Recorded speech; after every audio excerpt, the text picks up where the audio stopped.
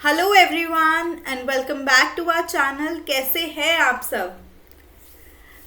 कल हमने टीचिंग के मेथड्स पढ़े थे, कुछ लर्नर सेंट्रिक यानी कि छात्र जो हमारे होते हैं उन पे केंद्रित, कुछ टीचर सेंट्रिक जो हमारे शिक्षक हैं उन पे केंद्रित पढ़े थे, और कुछ मिक्स्ड पढ़े थे हमने। ठीक है, उसी को आज हम कंटिन्यू करेंगे।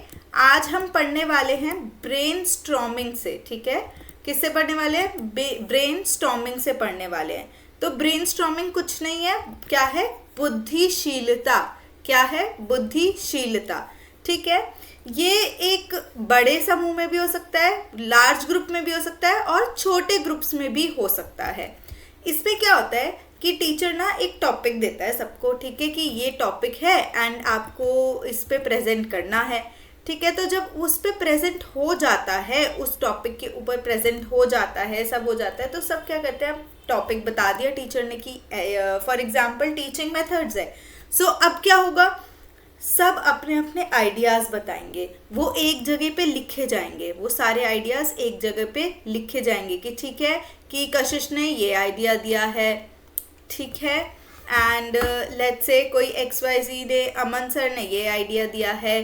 ठीक है, तो क्या हो रहा है यहाँ पे? ये क्या हो रहा है? हम अपने ब्रेन स्टॉर्मिंग कर रहे हैं, हम उस टॉपिक को लेके देख रहे हैं कि कौन कौन से पॉसिबल रिस्पॉन्सेज आ सकते हैं। इसके अंदर क्या होता है कि हम नए आइडियाज़, थॉट्स और रिस्पॉन्सेज बहुत जल्दी डिस्कवरी करते हैं। किस चीज़ की? नए थॉट्स की। ये किसने इन्वेंट किया था? एलेक्स ऑसबॉर्न ने किया था 1938 में। 1938 में एलेक्स ऑसबॉर्न ने इसे किया था। ठीक है, अब ये क्या होता है कि ना बहुत ना एनर्जाइजिंग सा सेशन होता है। क्यों? क्योंकि यहाँ से भी थॉट्स आ रहे हैं। अच्छा, आपने लिखा, ये थॉट को हमने लिख दिया। अच्छा, ये आपने लिखा, हमने इस थॉट को ये लिख दिया। ठीक है, इसके अंदर क्या होता है कि जो रिजर्व्ड भी होते हैं ना, जो कैंडिडेट्स, उनको भी मन करता है कि हम पार्टिसिपेट करें इसके अंदर। ठीक है, लेकिन क्या होता है कि अब भाई लार्ज ग्रुप है तो टाइम लगेगा इसके अंदर।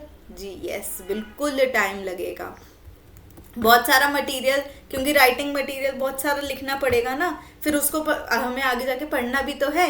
और हाई लेवल फैसिलिटेशन स्किल्स, मतलब कि जो हमारा टीचर होना चाहिए ना, वो एक फैसिलिटेटर होना चाहिए। फैसिलिटेटर मतलब उनका साथ देने वाला होना चाहिए। ठीक है, टीचर गाइड करने वाला होना चाहिए उनको। ठीक है, कि भाई ये ऐसे होगा, ये ऐसे होगा, तो यहाँ पे क्या है? फैसिलिटेटिंग स्किल्स होने चाहिए जो उसके होते हैं। ठीक है, जो कि हम क्या कहते हैं? सरलीकरण कौशल।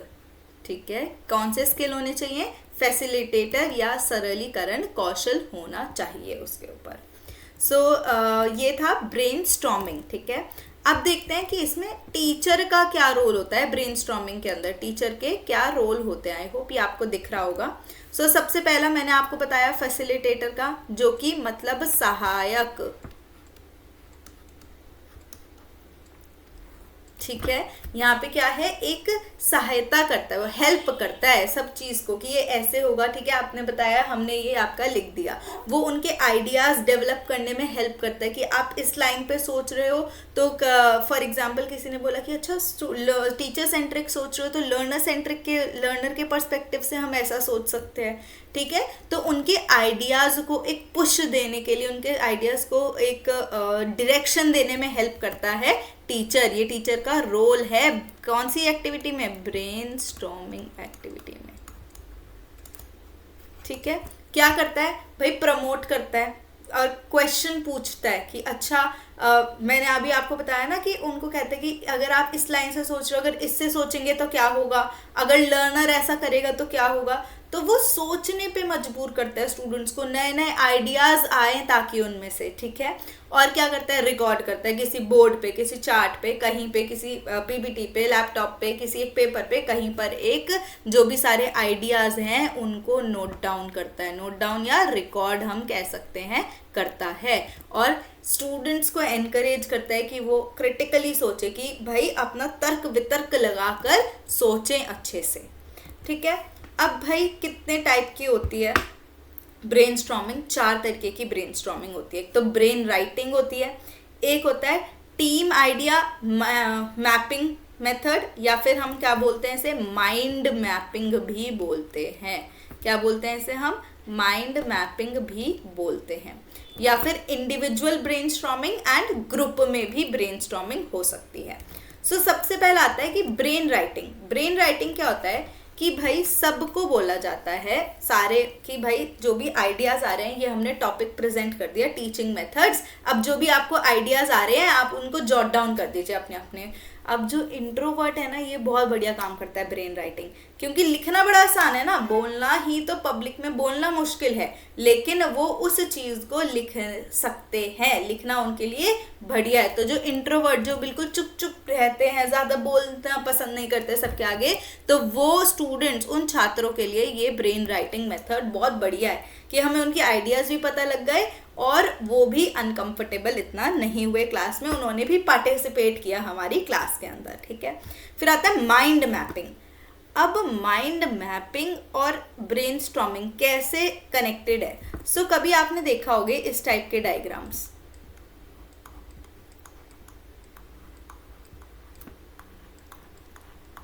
ये क्या है? ये कुछ नहीं है, ये माइंड मैपिंग है। जो हमने रॉ आइडियाज करे हैं ना, जो रॉ आइडियाज कलेक्ट करे हैं, उनको एक तरीके से ऑर्गेनाइज करना, या हम कह सकते हैं उन्हें मैप करना, ताकि हम ट्रेस कर पाए यहाँ से, अच्छा ये चीज़ ऐसे ऐसे ऐसे ऐसे ऐसे जा रही है। जैसे कि हमने सब अपने आइडियाज लिख दिए, मैम ऐसे भी हो सकता है, ऐसे भी हो सकता है। टीचिंग मेथड्स हैं, ठीक है, लर्नर सेंट्रिक हो सकते हैं या टीचर सेंट्रिक हो सकते हैं। लर्नर सेंट्रिक में आ जाएगा जैसे कि ये ब्रेनस्टॉर्मिंग हो गया है ना, या फिर हम फ्लैश कार्ड्स की मदद से पढ़ा रहे हैं, वीडियो कॉन्फ्रेंसिंग, या फिर टीचर लेक्चर हो रहा है, प्रोग्राम्ड इंस्ट्रक्शन हो रहा है, ये सब क्या हो गया, टीचर सेंट्रिक में आ गया। तो हम क्या करेंगे, मैप बना रहे हैं, एक हमने एक साथ इतने सारे ले लिए, अब हम उनको डिकोड कर रहे हैं, उसका मैप बना रहे हैं। इसको क्या कहते हैं हम, माइंड मैपिंग। इसका क्या नाम है, माइंड मैपिंग, याद रखिएगा, जिसमें हम अपने आइडियाज को कंस्ट्रक्ट करते हैं। ठीक है, फिर आता है इंडिविजुअल ब्रेनस्टॉर्मिंग और ग्रुप ब्रेनस्टॉर्मिंग। मैम ये तो सेम सा ही लग रहा है। सो इंडिविजुअल में क्या होता है कि ना भाई, मैं अपने बारे में सोचूंगा, ठीक है, मैं ज़्यादा फ्री हूँ, क्रिएटिव हूँ, मुझे किसी के थॉट्स की क्या उसका ओपिनियन है, मुझे उससे मतलब नहीं है, उसको बुरा लगेगा, मुझे उससे भी मतलब नहीं है, ये मेरा ओपिनियन है।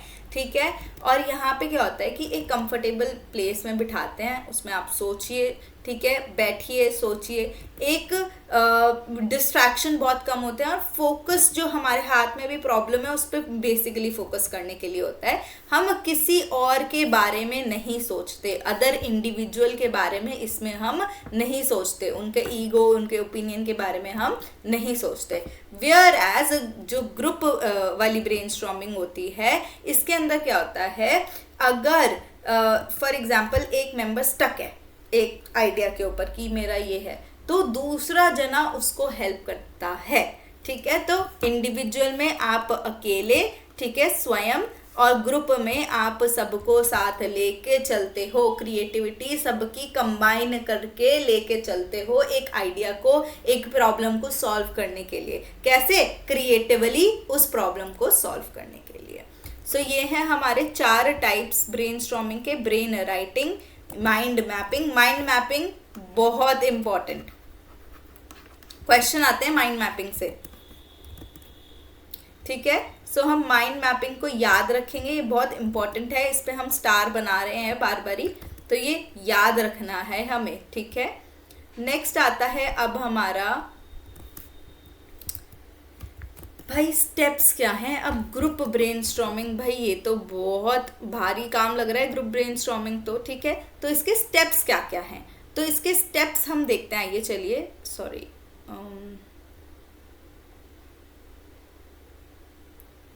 ये आपको दिख रहा होगा, आई होप, ठीक है।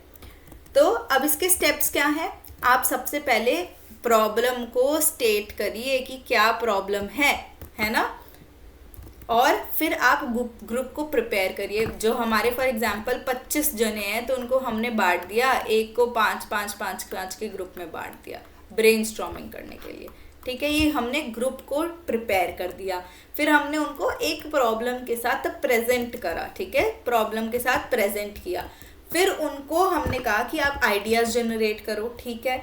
उनके जो टीचर होता है साइड साइड में क्या करता है, गाइड करता है, उनके डिस्कशन को गाइड करता है, ठीक है। फिर हम उनको एनालाइज करते हैं, एक सॉल्यूशन को सेलेक्ट करते हैं। कैसे सेलेक्ट करेंगे, एनालिसिस के बेसिस पे सेलेक्ट करेंगे, ठीक है। फिर हम क्या करेंगे, एक हम आइटम बिल्ड करते हैं, उसको इवेल्युएट करते हैं, ठीक है, उसका मूल्यांकन करते हैं। इवेल्युएट मतलब उसका मूल्यांकन करेंगे हम कि वो ठीक है भी या नहीं, ठीक है। उसके बाद हम अपने रिजल्ट्स को प्रेजेंट करेंगे। तो ये क्या है, हमारे स्टेप्स हैं ग्रुप ब्रेनस्टॉर्मिंग को रन करने के लिए।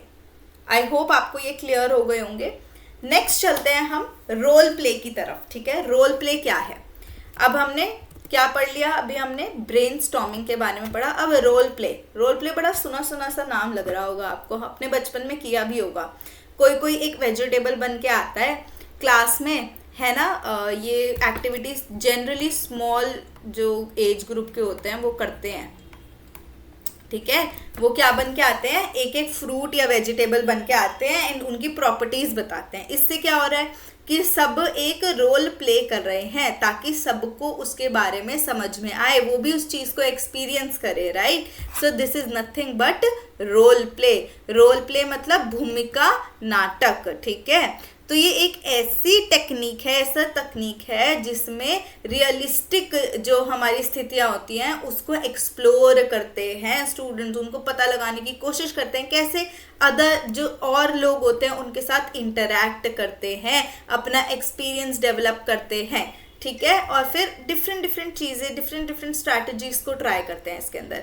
सो बेसिकली क्या होता है, इसमें टीचर क्या कहते हैं, एक असाइंड रोल दे देता है, ठीक है, स्टूडेंट्स को, और उनको वो रोल अपना एक्ट आउट करना होता है। स्क्रिप्टेड प्ले भी हो सकता है या फिर वो लोगों से डेवलप भी कर सकते हैं वो, ठीक है। अब फॉर एग्जाम्पल कह दिया कि आपको मदर का रोल प्ले करना है, ठीक है। अब उसने किससे एक्सपीरियंस लिया, अपने घर से एक्सपीरियंस लिया, ठीक है।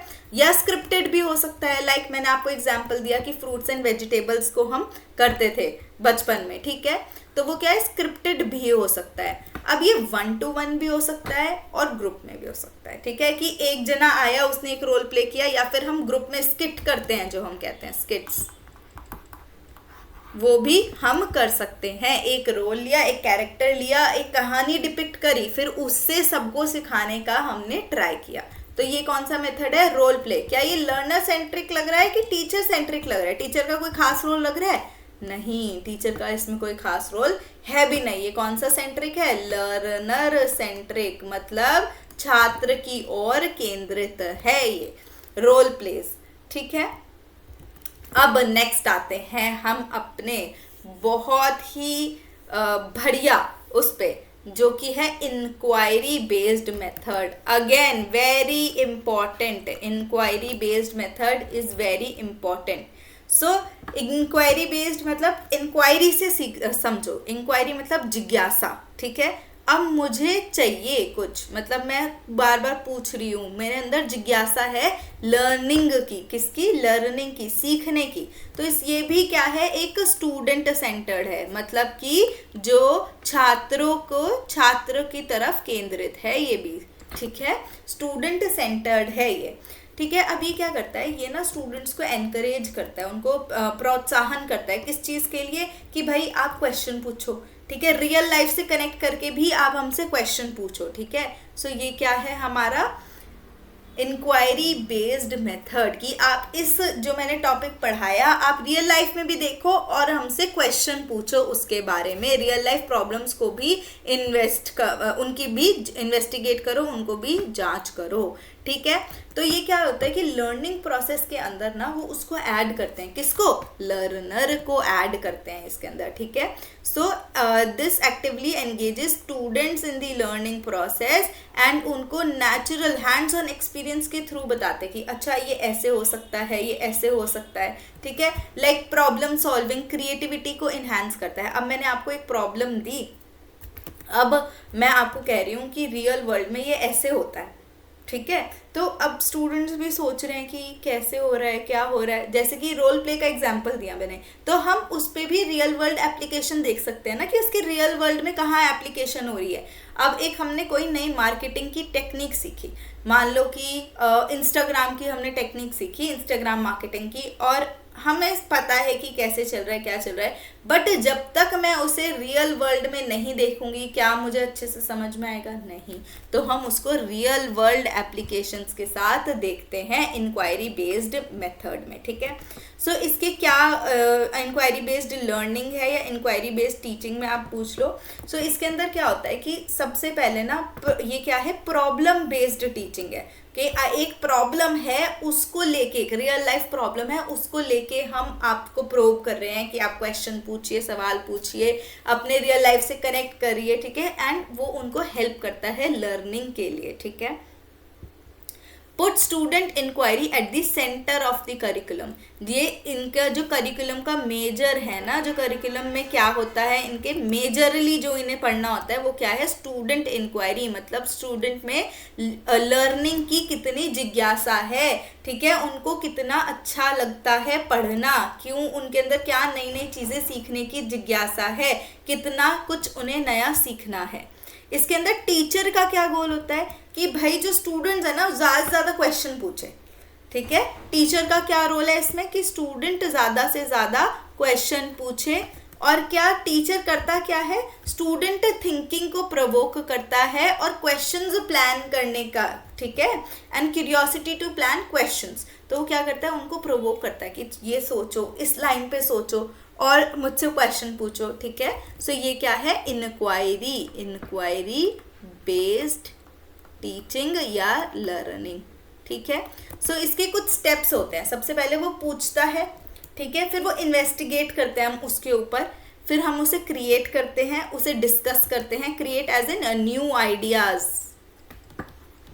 किससे रिलेटेड, रियल लाइफ सिचुएशन से रिलेटेड न्यू आइडियाज को डेवलप करते हैं या क्रिएट करते हैं हम, ठीक है।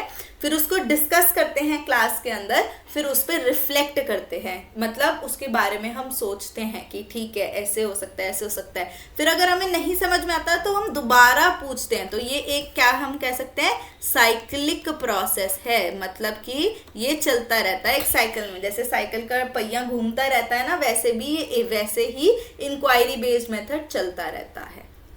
आई होप ये क्लियर हो गया होगा। अब पढ़ते हैं हम 4 टाइप्स के होते हैं इंक्वायरी बेस्ड, यानी कि जिज्ञासा आधारित जो हमारी लर्निंग है, जो शिक्षा है, वो 4 टाइप की हो सकती है।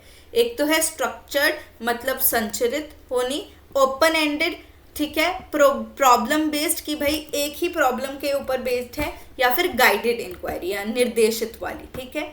सो सबसे पहले पढ़ते हैं हम स्ट्रक्चर्ड इंक्वायरी। स्ट्रक्चर्ड इंक्वायरी ना एक अप्रोच में क्या होता है कि एक सीक्वेंशियल है, सीक्वेंशियल प्रोसेस, मतलब इसका क्रम जो है ना वो एक पहले से सेट है कि हम इसी क्रम से चलेंगे अपनी क्लास में। ये टीचर ने पहले से उसका स्ट्रक्चर जो है उसका संरचित कर दिया है, ठीक है, उसका जो स्ट्रक्चर है वो पहले से ही डिसाइडेड है क्लास के अंदर। तो ये क्या हो गया हमारा स्ट्रक्चर्ड इंक्वायरी अप्रोच। इसके अंदर ये क्या है, हम एक क्रम के साथ चलेंगे। फिर आता है students learn to ask questions and investigate. इसमें क्या होता है, स्टूडेंट कि वो क्वेश्चंस को पूछते हैं और उन्हें इन्वेस्टिगेट करते हैं, मतलब उनकी जांच करते हैं कि अच्छा ये ऐसे होता है, ये कैसे होता है। जांच कैसे करेंगे, साइंटिफिक मेथड लिखा है यहाँ पे। साइंटिफिक मेथड जाने कि कुछ एक्सपेरिमेंट करके, कुछ रिसर्च करके, ठीक है, रियल लाइफ में, ठीक है। रियल लाइफ में अगर मैं मान लो टीचर ने तो बता दिया, रियल लाइफ में बोल दिया कि भाई कोका कोला में अगर मेंटोस मिला दी तो एक्सप्लोजन होगा, बट वो करके भी तो देखेंगे, उसकी जांच भी तो करेंगे, फिर ही तो क्वेश्चंस पूछ पाएंगे। That is what it is structured inquiry approach। And ये मेनली यूज भी साइंसेज में होती है, ठीक है। कौन से उसमें होती है, साइंस क्लासेस में ज़्यादा यूज होती है structured inquiry, because social science में हम एक्सपेरिमेंट्स करने थोड़े डिफिकल्ट होते हैं। हम ऑन हैंड एक्सपीरियंस किस में कर पाते हैं, साइंस क्लासेस में ज़्यादा कर पाते हैं।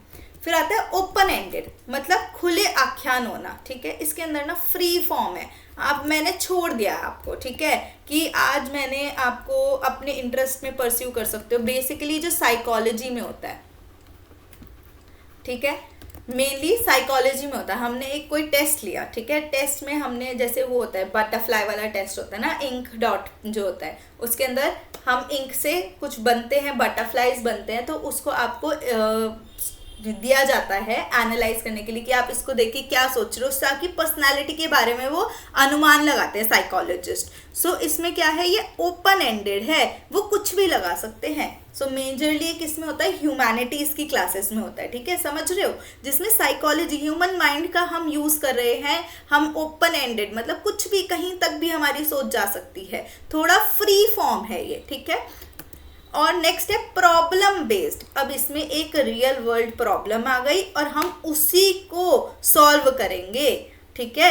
For example real world problem है एक, ये ब्रिज कैसे बनता है, या ये सॉफ्टवेयर कैसे डेवलप होता है।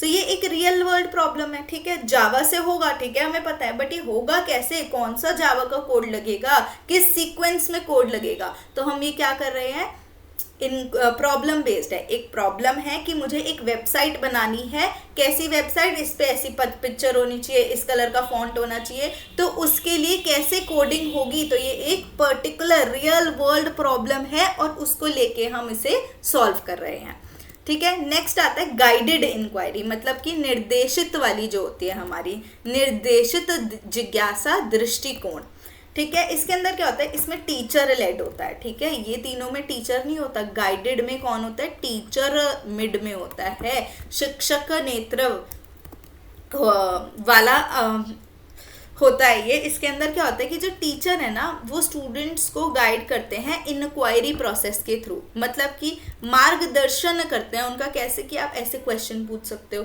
इस लाइन पे भी आप सोच सकते हो, ठीक है। सो ये क्या है, हमारा गाइडेड इंक्वायरी है। ये मेनली जो माध्यमिक होते हैं या फिर प्राथमिक यानी कि एलिमेंट्री और मिडिल स्कूल में ज़्यादा ये यूज़ होते हैं, ठीक है।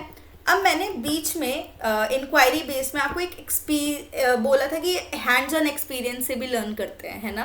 सो नेक्स्ट हमारी अब आती है एक्सपीरियंशियल लर्निंग, ठीक है। अब हमने पहले किया, सबसे पहले ब्रेनस्टॉर्मिंग, फिर किया हमने inquiry based method and role play भी किया बीच में, ठीक है, role play, inquiry based method, and अब हम नेक्स्ट आ गए हैं एक्सपीरियंशियल लर्निंग। ये भी बहुत इंपॉर्टेंट है। ये किसने दिया था, डेविड कोब ने दिया था ये। और अगर आपको याद हो तो ये क्या है, लर्निंग बाय डूइंग, करके सीखना, एक्सपेरिमेंट करेंगे तभी तो सीखेंगे, ठीक है। हमारे खुद के पर्सनल एक्सपीरियंस पे हम के बेसिस पर हम अपने रिफ्लेक्ट करेंगे कि अच्छा ये ऐसे होता है तो मैं ये सोच रहा हूँ, ठीक है, तो ये अच्छा ये ऐसे हो सकता है, दैट मीन्स ये प्रोसेस है इसका, ठीक है। नेक्स्ट आता है नॉट लिमिटेड टू लेबोरेटरीज, ये जरूरी नहीं है कि लैब तक ही लिमिटेड है। फिर आता है education occurs as direct participation in the life, ठीक है, जो स्टूडेंट्स की लाइफ होते हैं उसके अंदर डायरेक्ट पार्टिसिपेशन होता है। इसके अंदर क्या होता है, outdoor education, internship, school based learning होती है। इसके अंदर प्रोजेक्ट्स, जैसे कि मैंने इंटर्नशिप करी एक फाइनेंस की, ठीक है। अब देखो एग्जाम्पल देखना, फाइनेंस की, मुझे पता है म्यूचुअल फंड क्या होता है, ठीक है, बट मैंने उस इंटर्नशिप में जाके सीखा कि हम अपना पोर्टफोलियो रियल वर्ल्ड में कैसे डेवलप कर सकते हैं, ठीक है। और मैंने क्या सीखा, और हमने सीखा कि भाई कॉल ऑप्शन क्या होता है, पुट ऑप्शन क्या होता है, ये सब मैंने क्या सीखा, एक फाइनेंस की जो पूरी इंटर्नशिप उसमें पैसे लगा के, उसमें इंटर्नशिप करके, उनसे सीख के, हैंड्स ऑन एक्सपीरियंस लेके, उसे कर करके उस चीज को सीखा, ठीक है। तो ये क्या हो गया हमारा लर्निंग बाय डूइंग। इसको मैं क्या कहूँगी, एक्सपीरियंशियल लर्निंग, यानी कि अनुभव से जो हमने एक्सपीरियंशियल, जो हमने अपने अनुभव से एक्सपीरियंस, मतलब कि अनुभव से हमने सीखा, ठीक है। सो इसके अंदर क्या होता है, सबसे पहले एक्सपीरियंस, हम एक्टिविटी परफॉर्म करते हैं, फिर हम अपने जो ऑब्जर्वेशंस हैं या फिर जो रिएक्शंस हैं उनको पब्लिकली शेयर करते हैं, फिर हम एनालाइज करते हैं कि हाँ अच्छा प्रोसेस करते हैं कि अच्छा ये हुआ होगा इसके अंदर, ठीक है। अगर आपको नहीं दिख रहा है तो आई होप अब दिख रहा होगा, ठीक है। नेक्स्ट है उसको जनरलाइज करते हैं। अब मैंने इसको कहा कि अच्छा पोर्टफोलियो ऐसे बनाएंगे तो ठीक है, एक में लगाना सही नहीं है, पोर्टफोलियो बनाना अच्छा है। तो ये क्या हो रहा है, मैं जनरलाइज कर रही हूँ कि पोर्टफोलियो जनरली बनाना अच्छा होता है। फिर हम उसे अप्लाई करेंगे सिमिलर सिचुएशन में, जो मतलब कि अगर मुझे कभी दोबारा ऐसी सिचुएशन मिली जो मेरी लर्निंग है, मैं उसमें अप्लाई करूँगी उस चीज़ को। आई होप ये क्लियर हो गया। Experience, share, process, generalize and apply. हमने अब हमारा एक्सपीरियंशियल लर्निंग भी खत्म हो गया है। तो आइए अब हम पढ़ते हैं नेक्स्ट की तरफ, दैट इज टीम टीचिंग, ठीक है। ये अगेन वेरी वेरी इंपॉर्टेंट, इससे बहुत बारी क्वेश्चंस आते हैं। PYQs भी देखिएगा आप, PYQs में हम करने वाले हैं टीम टीचिंग के ऊपर क्वेश्चंस, ठीक है। सो आज हम ये पढ़ रहे हैं, तो मैं कल परसों में आपके लिए PYQs लाऊंगी जिसके अंदर ये टीचिंग मेथड्स के ऊपर PYQs होंगे एंड आप उसको देखिएगा, आपको पता लगेगा कि कितने इंपॉर्टेंट है ये जो मेथड्स हम पढ़ रहे हैं, ठीक है। सो टीम टीचिंग, नाम में ये है कि टीम है एक, किसकी, टीचर्स की, ठीक है। याद रखिएगा टीम टीचिंग मतलब किसकी टीम, टीचर्स की टीम, शिक्षक की टीम। इसके अंदर 2 से 5 तक के टीचर, 2 से 5 हो सकते हैं टीचर्स एक ही ग्रुप को पढ़ाने के लिए, ठीक है। आप जैसा कि इसमें देख सकते हो एक ही ग्रुप है 4-5 जनों का, लेकिन कितने टीचर्स हैं, 2 टीचर्स हैं। इसके अंदर क्या होता है कि जिस टीचर का जो स्किल है ना उसको हम कंबाइन कर रहे हैं कि अच्छा ये टीचर ये अच्छा पढ़ा पाएगा, ये टीचर ये अच्छा पढ़ा पाएगा, इन दोनों को कंबाइन कर दो। टीम टीचिंग स्कूल्स में भी होती है, कैसे, बहुत टाइम से होती आ रही है। कैसे कहते हैं ना कि जैसे आपका कोर्स डिवाइड कर देते हैं, 2 टीचर्स के बीच में डिवाइड कर देते हैं कोर्स को, कि ये वाला इतना सिलेबस कशिश मैम पढ़ाएंगी, इतना सिलेबस कोई और। सो ये किस बेस पे हो रहे हैं डिवीजन, ये किस बेस पे हो रहे हैं, यस वेरी गुड, कि उनके स्किल सेट कैसे हैं, उनका स्किल कैसा है, इस बेसिस पे हम इसको डिवाइड करते हैं। आई होप ये आपको क्लियर हो गया होगा। टीम टीचिंग एक ही छात्रों का समूह है, एक ही ग्रुप है, लार्ज ग्रुप ऑफ स्टूडेंट्स है, लेकिन इसके अंदर 2 से 5 हम मतलब टीम ऑफ टीचर्स यूज करते हैं। एक करिकुलम बना रहा है, उसको करिकुलम में है, ठीक है। एक क्या कर रहा है, एक आपको पढ़ा रहा है क्योंकि उसका पढ़ाने का तरीका अच्छा है, एक ने प्रेजेंटेशन प्रिपेयर करी क्योंकि उसके PPT स्किल्स अच्छे हैं। सो ये क्या हो रहा है, टीम टीचिंग हो रही है, ठीक है। सो इसको हम क्या कहते हैं, शेयर्ड टीचिंग भी कह सकते हैं। हम क्या कह सकते हैं, शेयर्ड टीचिंग, क्या, on the area of expertise, जो उनकी एक्सपर्टीज का एरिया है उस बेसिस के ऊपर, ठीक है। सो अगेन ये ऐसी टीचिंग स्ट्रैटेजी है जिसमें 2 या 2 से ज़्यादा टीचर्स या इंस्ट्रक्टर्स होते हैं जो कि साथ में कोलैबोरेट करके काम करते हैं। किस लिए, प्लानिंग के लिए, और डिलीवर भी करते हैं, प्लान भी करते हैं और उस जो हमारी लेक्चर है जो पढ़ाने का है उसको भी वो डिलीवर करते हैं, ठीक है। So the teachers share responsibility for designing and delivering the curriculum को भी डिजाइन करते हैं एंड उसको मतलब कि कैसे पढ़ाना है, कैसे डिवाइड करके करना है, कौन क्या चीज़ करेगा, वो भी इसी के अंदर हमारी इंक्लूडेड है। आई होप ये आपको क्लियर हो गया होगा। नाउ एडवांटेजेस क्या हैं हमारे उसके, ठीक है, लाभ क्या हैं टीम टीचिंग के। सो बेसिकली बेस्ट फैकल्टी, भाई जो इसको जो आता है सर्वश्रेष्ठ फैकल्टी मिलती है उन्हें, जो जिसको बेस्ट आता है वो वही चीज़ आके आपको पढ़ा रहा है, कितना फ़ायदा है बच्चों का, है ना। क्वालिटी कितनी अच्छी मिलती है, टीचर्स के बीच में कंपटीशन भी रहता है, अपना पढ़ा रहे हैं लेकिन एक कंपटीशन है कि I have to be the best for the student. So क्या हो रहा है, इसके अंदर क्वालिटी बेटर हो रही है, ठीक है।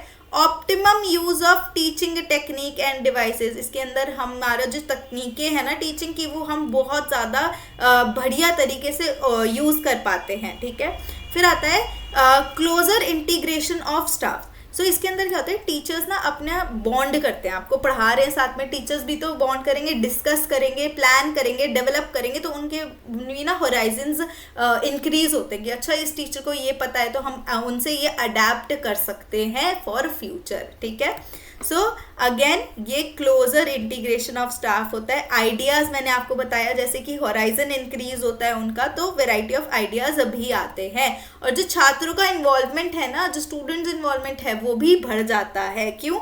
क्योंकि भाई अब इतने सारे टीचर्स एक सेम ग्रुप के ऊपर काम कर रहे हैं, तो क्या हो रहा है उसमें, वो छात्रों को उनका उभारने में उनका हेल्प करते हैं, उनके जो विकसित करने में छात्रों को उनको मदद करते हैं. लेकिन कुछ डिफिकल्टीज भी हैं, डिसएडवांटेज भी हैं, है ना. क्या नुकसान है इसके? सबसे पहला कि भाई इतने सारे शिक्षक ढूंढना भी तो मुश्किल है. जो एक भाई हमने बोला कि इसमें हमें बेस्ट फैकल्टी मिल रही है, लेकिन बेस्ट फैकल्टी ढूंढनी भी तो बहुत मुश्किल है. हर सब्जेक्ट के लिए यूजफुल नहीं है कि कोई सब्जेक्ट एक ही टीचर ही अच्छा पढ़ा सकता है, बहुत सारे टीचर्स की ज़रूरत नहीं है उसके अंदर. और भाई प्लानिंग और स्केड्यूलिंग में बहुत सारा टाइम जाता है, एंड टाइम इज मनी. ठीक है. और इंटीग्रेशन प्रॉब्लम, मतलब कि एकीकरण, कि कैसे सब चीज़ को इंटीग्रेट करे, एक साथ इकट्ठा करे, इकट्ठा करके चले, वो सब एक बहुत बड़ी प्रॉब्लम है. इसकी एक बहुत बड़ा डिसएडवांटेज है टीम टीचिंग का. अब आते हैं नेक्स्ट पे, that is laboratory method. Laboratory पता लग रहा है नाम से ही, लैब. ठीक है, लैबोरेटरी मेथड. सो इसके अंदर क्या होता है कि डीलिंग विद द ओरिजिनल और raw data of the solution. इसके अंदर हम जो हमारी समस्या का जो रॉ डेटा है ना, उसके से डील करते हैं. ठीक है, हैंड्स ऑन एक्सपीरियंस लेते हैं हम इसके अंदर. लैब में जैसे हम करते हैं ना, मैंने आपको एग्जांपल दिया था अभी कि कोका कोला के अंदर अगर हम मेंटोस डाल रहे हैं तो उसका एक्सपीरियंस कहाँ लेंगे आप? लैब में लेंगे ना. ठीक है, डाइसेक्शन कर रहे हैं तो वो कैसे पता लगेगा आपको? अनुभव कैसे होगा कि अच्छा ये चीज़ यही होती है एग्जैक्टली हमारी बॉडी में, तो वो कैसे पता लग रहा है? Laboratory method. लैब के अंदर आप वो कर रहे हैं. फिजिकल साइंसेस के अंदर जैसे अपैरेटस होता है, प्रिज्म वाला दिखाते हैं आपको, तो वो सब क्या है? ये सब लैबोरेटरी मेथड ही है, प्रयोगशाला विधि. ठीक है, लैबोरेटरी मेथड क्या है? प्रयोगशाला पद्धति या प्रयोगशाला विधि, जिसके अंदर हम प्रयोगशाला यानी कि लैब के अंदर सारे एक्सपेरिमेंट करते हैं, हैंड्स ऑन एक्सपीरियंस लेते हैं कि अच्छा ये ऐसे हो रहा है, ये ऐसे हो रहा है, तो हम उसके बेसिस पे अपना आगे वर्क करते हैं, उससे अपनी नॉलेज को डेवलप कर पाता है. ठीक है, इसके अंदर टीचर क्या करता है? गाइड करता है. ठीक है, सो अगेन इसका क्या है? फर्स्ट हैंड एक्सपीरियंस मिलता है, अनुभव मिलता है स्टूडेंट्स को. ये कैसे होता है? जैसे कि बायोलॉजी में बड़ा इंपॉर्टेंट है ये. ठीक है, क्यों बायो में इतना इंपॉर्टेंट है? क्यों? जैसे कि अगर आपको नहीं दिखाएंगे कि बॉडी के अंदर क्या चीज़ कहाँ है, तो क्या वो कर पाएंगे? जब उनको ऑपरेशन करना होगा, सर्जरी करनी होगी, नहीं कर पाएंगे. राइट. सो ये क्या है? हैंड्स ऑन एक्सपीरियंस ज़रूरी है. ठीक है, उनको फर्स्ट हैंड एक्सपीरियंस देते हैं. अपना स्टूडेंट्स का पार्टिसिपेशन भी होता है इसके अंदर, उनके स्किल्स को डेवलप करते हैं, इंस्ट्रूमेंट्स कैसे यूज़ करने हैं. ठीक है, जैसे कि हमारे केमिस्ट्री लैब में डिफरेंट सॉल्ट्स को हम ऐड करते हैं, तो वो क्या है कि स्किल डेवलप, और हम सीख रहे हैं कि अब मैं इस वाले सॉल्ट और इस वाले सॉल्ट को ऐड कर देंगे तो क्या होगा, कि क्या कलर चेंज होगा, कैसी स्मेल आएगी, फाउल स्मेल जिसमें हम बोलते थे किसी में. सो ये क्या हो रहा है हमारा? हम हैंड्स ऑन एक्सपीरियंस ले रहे हैं, अपने स्किल को डेवलप कर रहे हैं. हम किसे डेवलप कर रहे हैं? अपने स्किल को डेवलप कर रहे हैं.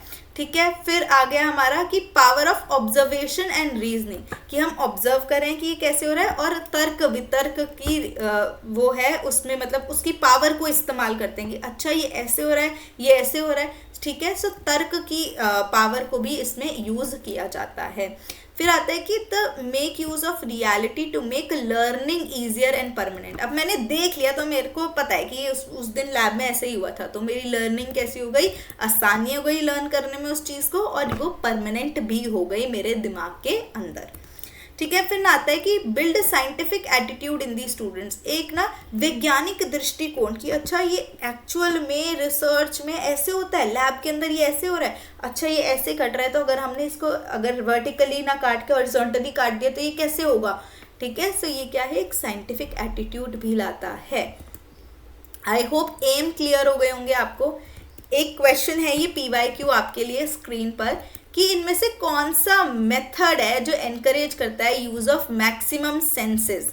सो वो कौन सा मेथड है? लेबोरेटरी। सेल्फ टीचिंग के अंदर आप खुद से पढ़ रहे हो, उसके अंदर भी मैक्सिमम सेंसेस नहीं। टीम टीचिंग के अंदर भी आपको दूसरे लोगों का फायदा उठाते हो, मैक्सिमम सेंसेस, आँख, नाक, कान, हाथ, पैर सब यूज हो रहा है उसके अंदर, ठीक है। सो वो कौन सा है? Laboratory method. देख रहे हो ना, उसकी नाक भी है, आँख भी है, ठीक है, उसका तर्क वितर्क रीजनिंग भी चल रहा है, उसका साथ में दिमाग भी चल रहा है, ठीक है, वो हैंड्स ऑन एक्सपीरियंस भी ले रहा है, स्किन भी इंक्लूडेड है उसकी, ठीक है। So everything is included, maximum senses included हैं, ऑल 5 सेंसेस, ठीक है।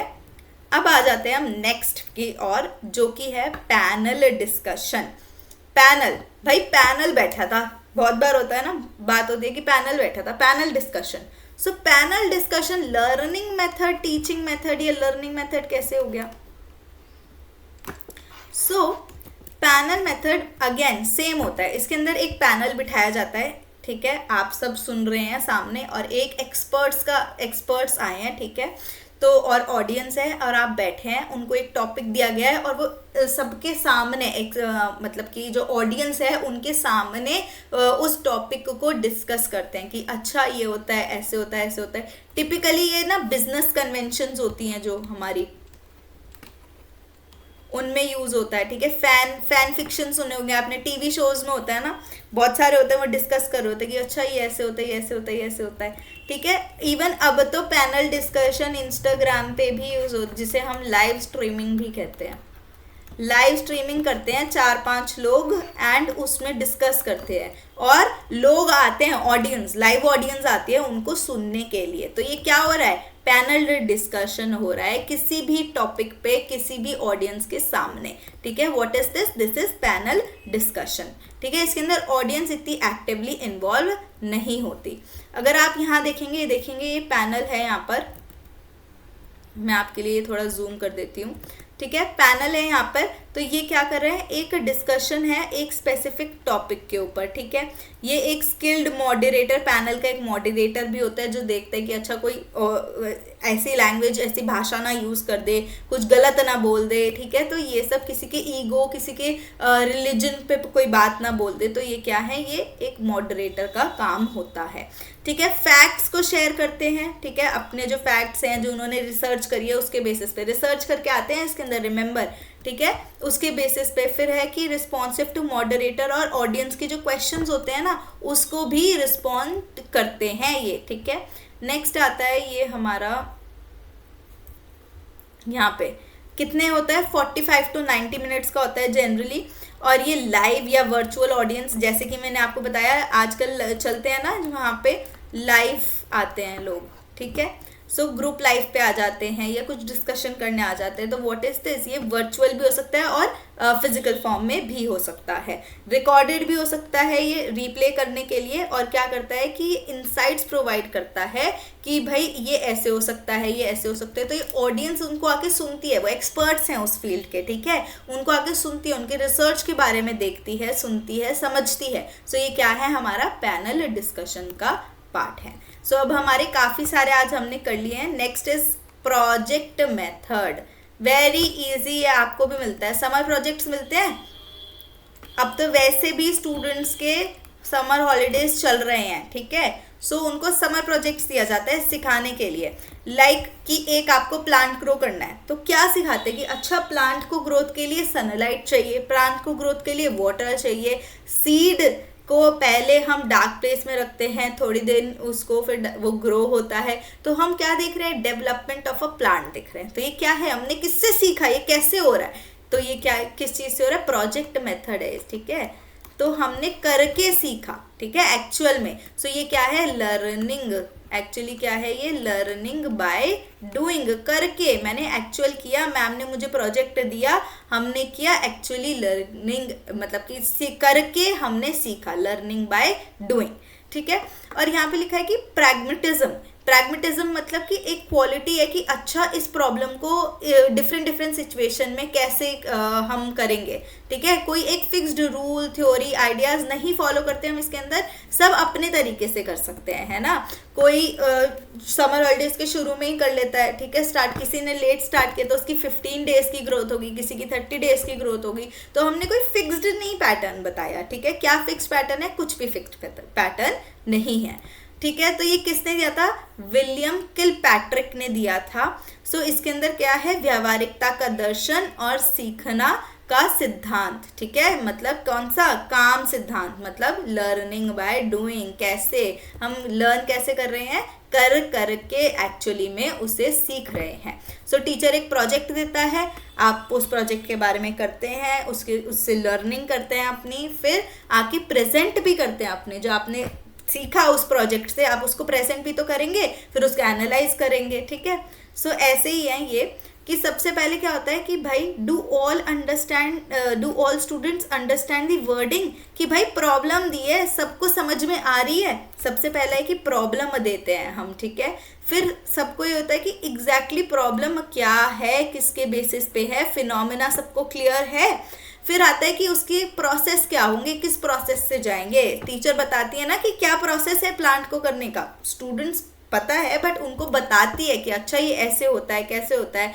उनको कॉमन सेंस के बेसिस पे क्या क्या एक्सप्लेनेशंस हो सकती हैं वो सब बताती है, ठीक है। फिर स्टेप 4 में आता है कि भाई जो हमने यहाँ पे आइडियाज़ को जनरेट किया एक्सप्लेन करके, अब हम उस प्रॉब्लम को एनालाइज करेंगे, किसमें? डेप्थ में, ठीक है। फिर अब कोई क्वेश्चंस है क्लैरिफिकेशन के लिए तो स्टूडेंट्स पूछ सकते हैं, कोई क्वेश्चंस को आंसर करना है, कोई ग्रुप लर्निंग, ग्रुप प्रोजेक्ट है तो क्या गोल्स हैं उस ग्रुप लर्निंग के। सो ये क्या है? स्टेप 5। फिर उसके बाद होता है कि भाई एक्टिविटीज़ दी जाती हैं, वो उसे परफॉर्म करते हैं, एक्सटर्नल रिसोर्सेज यूज़ करते हैं, एक्सपर्ट्स यूज़ करते हैं, लिटरेचर, ऑनलाइन रिसोर्सेज यूज़ करते हैं, अपने घर पे अगर मदर फादर हैं तो उनको यूज़ करते हैं, ठीक है। सो फिर उसके बाद आता है कि रिव्यू करते हैं, एंड में क्या करते हैं? ये रिव्यू करते हैं, review the self study activities in step 5 जो हमने यहाँ पे रिव्यू करी है, एंड उनका सिंथेसिस करते हैं, मतलब कि उनका मूल्यांकन करते हैं, ठीक है। सो 7 स्टेप्स क्या है? सबसे पहले कि मैंने बताया कि हमने बताया कि एक्सपेक्टेड आउटकम क्या है लर्निंग का, हमारा ऑब्जेक्टिव क्या है जो मैं आपको प्रोजेक्ट दे रही हूँ, ठीक है। सो ये मैंने टीचर के पहले जो मैंने बताया टीचर के बेसिस पे कि उसे क्या क्या ध्यान रखना है स्टूडेंट्स के लिए, ठीक है। फिर आता है कि 7 स्टेप्स हैं क्या क्या। सो सबसे पहला है कि भाई टीचर को अपना जो आउटकम है, जो ऑब्जेक्टिव है कि ये क्या है उसे बताना पड़ेगा। फिर है कि भाई टीचिंग मटेरियल्स उसको अंडरस्टैंड करेंगे, कोई ट्रेनिंग है तो वो लेंगे, फिर प्रोजेक्ट की थीम को डिज़ाइन करेंगे, फिर अपना प्रपोजल बनाएंगे प्रोजेक्ट का, फिर अपना प्रोजेक्ट के टास्क को एग्जीक्यूट करेंगे, फिर उसको प्रेजेंट करेंगे रिपोर्ट को इन दी एंड, ठीक है। अब आते हैं बहुत ही बढ़िया, अब हमारे मेथड्स ऑलमोस्ट खत्म हो गए हैं। अब एक वर्ड आया था, पिछली बार आया था आई गेस, या उससे पिछली बार आया था, ह्यूरिस्टिक मेथड ऑफ टीचिंग। क्या आया था? Heuristic method of teaching. ये बहुत ही अगेन इम्पोर्टेंट। अब ह्यूरिस्टिक मेथड ऑफ टीचिंग क्या है इसके अंदर? मतलब कि प्रॉब्लम सॉल्विंग। प्रॉब्लम सॉल्विंग कैसे? इसके अंदर टीचर कहता है मेरा कोई रोल नहीं है, मेरे तो हाथ खड़े हैं भैया, तुम खुद से सीखो, खुद गलतियां करो। कहते हैं ना कि इंसान गलती करके सीखता है, वो क्या है? ह्यूरिस्टिक मेथड है, ठीक है। गलती करो, बार बार ट्राई करो, बार बार गलती करो, बार बार सीखो, ठीक है। ठीक, इसके अंदर क्या होता है? Logical thinking. आप अपनी लॉजिकल थिंकिंग लगाओगे, इमेजिनेशन लगाओगे, ठीक है। कि जैसे फॉर एग्जांपल लाइट बल्ब के पहले 99 बार फेल हुए थे वो, है ना। सो वो क्या हो रहा है? बार बार ट्रायल एंड एरर, बार बार कर रहे हैं, बार बार फेल हो रहे हैं, बार बार कर रहे हैं, बार बार फेल हो रहे हैं, ठीक है। तो उससे वो सीख रहे हैं कि अच्छा अब फेल होने से क्या पता लग गया एटलीस्ट कि मुझे अगली बार ये तो नहीं करना। अपनी थिंकिंग लगाई, इमेजिनेशन लगाई कि अच्छा ये नहीं करना तो अगर हम ऐसे करेंगे तो कैसे होएगा, ठीक है। सो ये क्या है? ह्यूरिस्टिक मेथड है।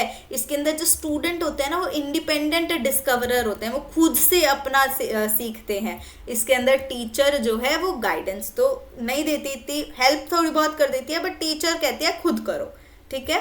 सो टीचर का क्या काम होता है, वो एक आपको प्रॉब्लम स्टेट कर देती है कि ये प्रॉब्लम है, अब आप इसका सोल्यूशन ढूंढ के लाइए, ठीक है। सो और वो साइड में खड़ी हो जाती है जब तक स्टूडेंट्स उस आंसर को डिस्कवर नहीं कर लेते। सो इसके में क्या होता है, मतलब इससे क्या होता है, इसके अंदर ना हैबिट डेवलप होती है। किसके अंदर, स्टूडेंट्स के अंदर एक हैबिट डेवलप होती है। किस चीज़ की, इंक्वायरी और इन्वेस्टिगेटिंग की। किसकी, किस चीज़ की आदत विकसित होती है, पूछताछ की। अच्छा ये ऐसे होता है, ये ऐसे होता है, अच्छा हमने भी इंक्वायरी की, भाई जिज्ञासा उनके अंदर बढ़ती है कि कैसे होना है, क्या होना है। और किसकी, इन्वेस्टिगेट की, कैसे जांच हो रही है, अच्छा ये, अच्छा अब ये तो नहीं करना हमने, तो अब हम इसको नए तरीके से कैसे कर सकते हैं, इसके अंदर हम क्या चेंजेस ला सकते हैं इसे नए तरीके से करने के लिए।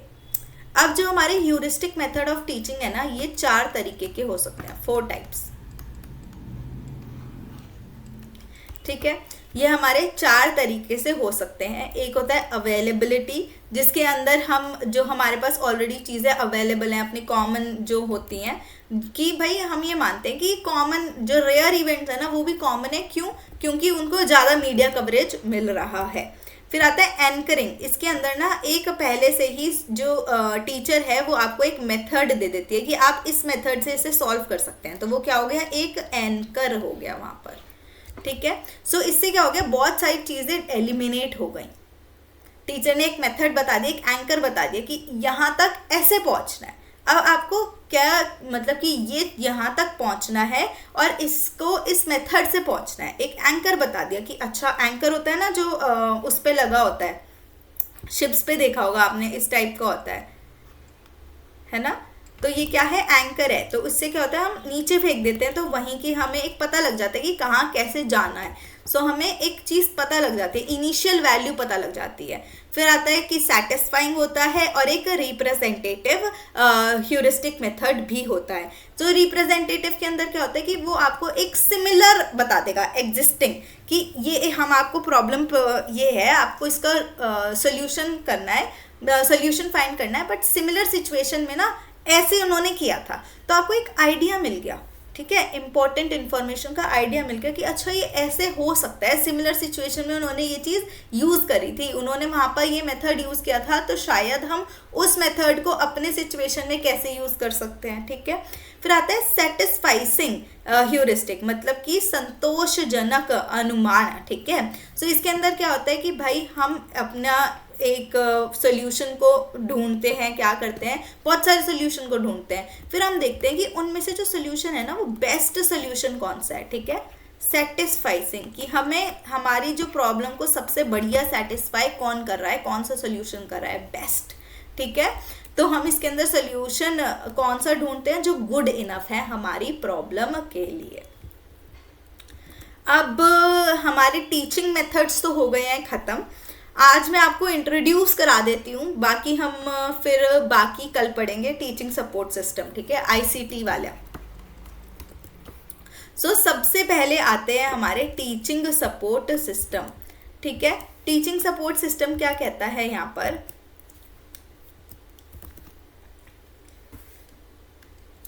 तो हमारा टीचिंग सपोर्ट सिस्टम क्या होता है बेसिकली, कि जो हमारे जो टीचर्स को टूल्स लगते हैं, स्ट्रैटेजीज लगती हैं, किस लिए, टीचिंग लर्निंग प्रोसेस को बढ़िया प्रभावशाली बनाने के लिए। जो क्या मैंने मेन ऑब्जेक्टिव बताया था आपको, क्या मेन ऑब्जेक्टिव था, और मेन वो भी था उसका एक कल, कि भाई लर्नर को हम कैसे एंगेज रखें इन दी लेसन, ठीक है, वो सबसे बड़ा होता है। तो उसके लिए वो कुछ उसे सपोर्ट की ज़रूरत है ना, वर्चुअल एड्स की ज़रूरत पड़ेगी, जैसे कि मुझे ये पीपीटी की ज़रूरत पड़ रही है आपको पढ़ाने के लिए, सो ये क्या वर्चुअल एड्स है, मेरे सपोर्ट सिस्टम है ये, ठीक है। एज अ टीचर मैं एक ब्लैंक बोर्ड पर पढ़ाऊँ तो वो भी प्लेन ब्लैक बोर्ड भी क्या है, मेरा सपोर्ट सिस्टम है। किस लिए, आपको मेरे पास जो इन्फॉर्मेशन है वो आप तक पहुंचाने के लिए मेरा वो सपोर्ट सिस्टम है, ठीक है।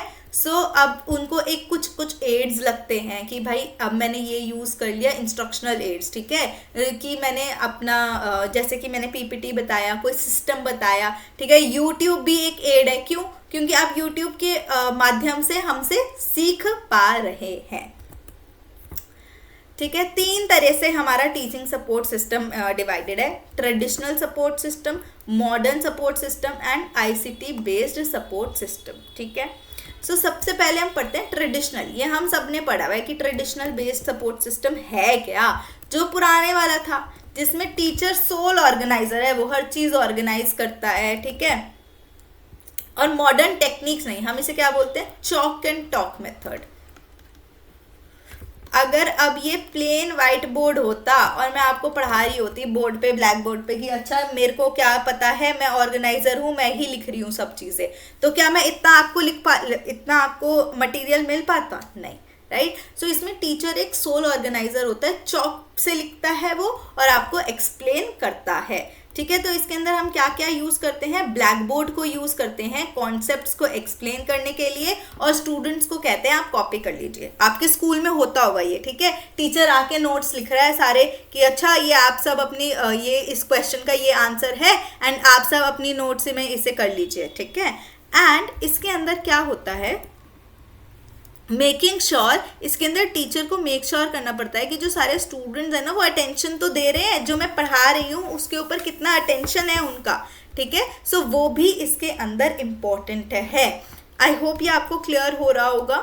नेक्स्ट इज, अगर आपको कोई भी प्रॉब्लम होती है आप इस वीडियो के कमेंट में डाल सकते हैं एंड मैं श्योरली आपके लिए वो नेक्स्ट वीडियो में लेके आऊँगी। ठीक है, next is the flow of communication is one way. Teacher बोल रहा है, स्टूडेंट रिसीव कर रहा है। ठीक है, इसके अलावा कुछ नहीं, एक ही तरह के से कम्युनिकेशन चल रहा है, जो संचार चल रहा है हमारा वो एक तरफा चल रहा है। नेक्स्ट इज कि after the class students class के बाद क्या करते हैं, स्टूडेंट्स अपने नोट्स को रिवाइज करते हैं, मेमोराइज करते हैं, एग्जाम में उसे प्रेजेंट कर देते हैं। ठीक है, सो क्या इसमें एक्चुअल लर्निंग हो रही है? इतनी ज़्यादा नहीं। ठीक है, तो इसमें गोल भी क्या है, इसका एक्चुअल गोल क्या है, एग्जाम पास करना, passing the exam is the goal. देख रहे हो कि सिर्फ अपने रिटन असाइनमेंट में उसे प्रोड्यूस करना है। टेक्स्ट बुक से मैंने पढ़ा, ठीक है, मैंने आपको आंसर बता दिए, लिख दिए बोर्ड पे, फिर क्या है, आपको बस स्टूडेंट्स को कॉपी करना है, याद करने हैं वो 10 आंसर एंड उसको प्रेजेंट करना है।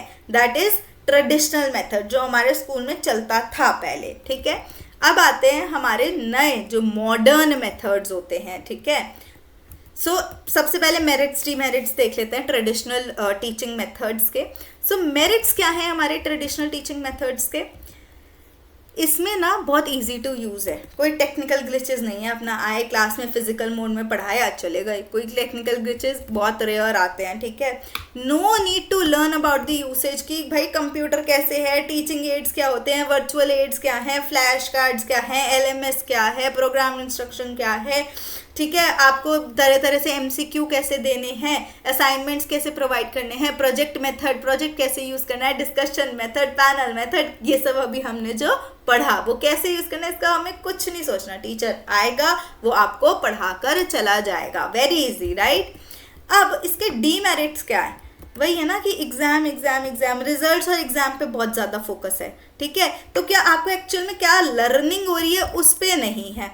कोलैबोरेशन मैंने बताया कि ग्रुप लर्निंग के ऊपर नहीं, सहयोग के साथ चलना क्लास में नहीं, आप अपना लिखिए, सबको बच्चों को अपना अपना लिखना है, अपनी अपनी कॉपी बनानी है। तो क्या बच्चे सहयोग करना सीख रहे हैं एक्चुअली क्लास में? नहीं, वो उस क्लास में वो नहीं सीख रहे हैं। ठीक है, अब इसके अंदर होता है कि less emphasis on the understanding. मैंने आपको बताया कि कॉन्सेप्ट समझ में आ रहा है नहीं आ रहा, नहीं, एग्जाम में आपको रट्टाफिकेशन वाला जो होता है। ठीक है, सो इसमें किस बेसिस पे होता है, बहुत फॉल्टी है। जो इवैल्यूएशन, जो उनका मूल्यांकन भी होता था वो भी बहुत फॉल्टी था। किस बेसिस पे कि आपकी रोट मेमोरी कितनी अच्छी है, रोट मेमोरी मतलब रोट लर्निंग, कि आपको रट्टा मारने की वो कितनी अच्छी है, आपको कॉन्सेप्ट समझ में आ रहे हैं नहीं, आप रट्टा कितना अच्छा मार सकते हो, उस बेसिस पे था। ठीक है, फिर वीक लर्नर्स वो होते थे ना, वो बहुत ज़्यादा सफ़र करते थे, बहुत डीमोटिवेट फील करते हैं इस वजह से। सो ये मेरिट्स एंड डीमेरिट्स हैं हमारे टीचिंग मेथड्स के।